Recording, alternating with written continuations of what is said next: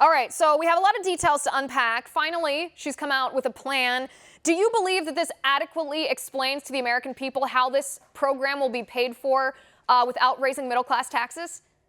Well, no, and here's why. Number one, her cost estimates are rosy. But even if we go with her cost estimates of 20 trillion, which is far underneath what leading organizations have said it would cost. If you look at Urban Institute, which is hardly a conservative organization, or Rand Corp, which is also not necessarily considered a conservative organization, both of those entities estimate Medicare for all costs 30 trillion. But we'll go with the $20 trillion that Senator Warren estimates just for the sake of argument.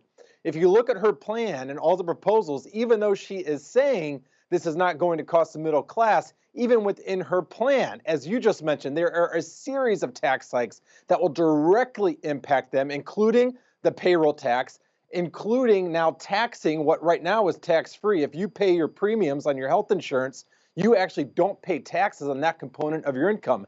Now you're going to pay taxes on that, which she actually lists out. And then also, what I found quite interesting is she estimates that she'll be able to raise $2 trillion over 10 years by cracking down on the tax code. What she doesn't mention are a lot of those provisions where she thinks that people are skirting by the rules. A lot of those provisions are actually utilized or by property owners, freelancers, and independent contractors. So she's going to actually crack down on enforcement of those. That's going to be an effective tax hike, mainly targeting the middle class.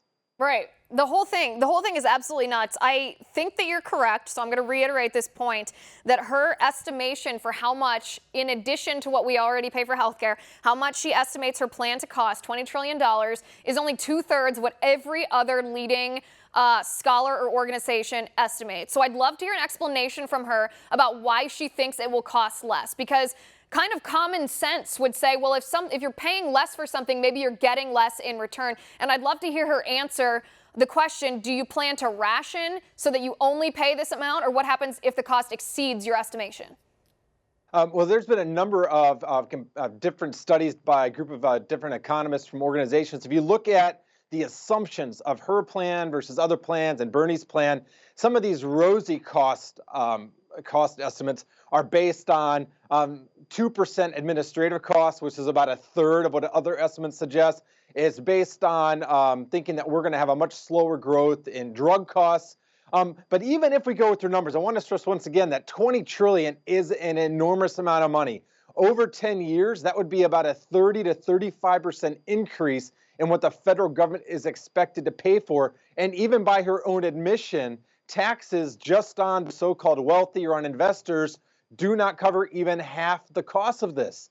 And something that we need to keep in mind, even those taxes that are targeting those that she labels as super rich, if we end up confiscating large amounts of that capital they've accumulated, which she wants to do, she wants a 6% wealth tax, that might yield her short-term political advantages, but that's going to harm all of us long-term because it's that capital that's invested in new businesses and existing businesses and technology research. All of those investments benefit all of us. And if we start confiscating that capital, that's going to have long-term negative economic consequences.